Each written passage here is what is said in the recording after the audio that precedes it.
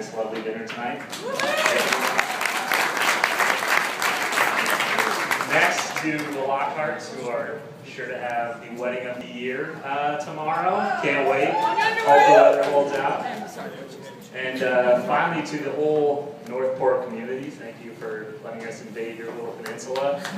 Yeah. You've been very gracious. We appreciate it.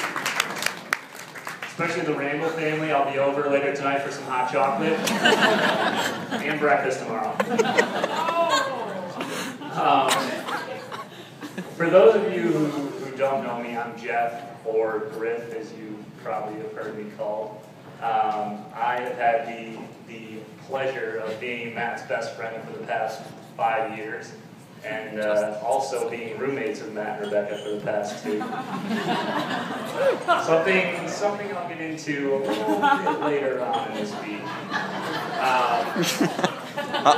But people always tell me, I've heard it from our closest friends and from people who first meet us, that when Matt and I are together, it's always just above and beyond. We're always just more fun. We're always just happier. We always have a great time and do ridiculous things.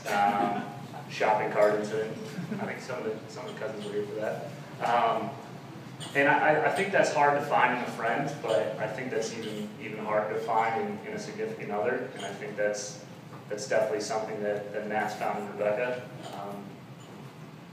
One of the reasons could be just because of the fact that Matt can't cook to save his life, and when she's not around, he has a healthy diet of pita chips and Triscuits. But I would like to think that it's the actual deep connection and the love that they have for each other that really brings in that when they're together. For as great as we know you are apart, and I've known you both separately, you're even better when they're together. Now, like I said, being the roommate, I've got a couple stories. Matt said to me last night, he goes, "I think you might have the most dirt. Please don't bring up that much." But I'll bring up one. I'll keep it short. I'll bring up one. It happened maybe 6 months into when we were living together in New York. So we both had all three of us had our schedules down.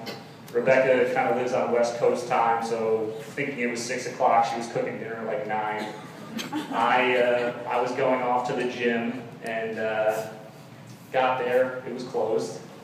Turned around, came back, opened the door, and found Matt and Rebecca. And please keep your minds out of the gutter. I'm not going to.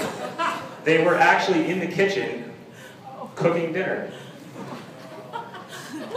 But it's not the dinner, Matt obviously can't handle himself in the kitchen, but it's not the dinner I was shocked about. It's how they were cooking dinner.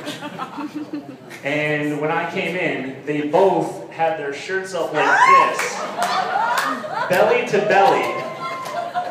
And I just kind of stood there and was like, what is going on right now?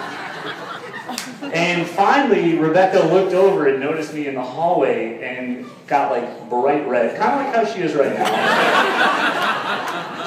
And she gave me that sarcastic, "What?" "We're doing kangaroo belly." And for those of you that don't know, because I had no idea what she was talking about, kangaroo bellies is when a mother and her infant, she holds her infant to her chest, to her skin, so that they get closer contact. So then it all made sense. She just thought Matt was an infant.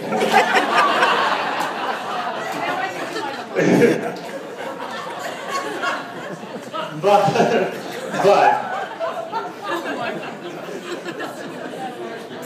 I had to share that. But in all honesty, you guys know how much I love you. You know you're family to me. Matt, I have 2 brothers of my own. I'm close to them like you are here too, so I can't say that you're the brother I've never had, but you're the closest thing to a brother that you can get without that blood connection.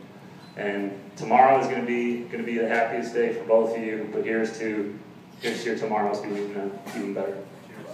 That's good.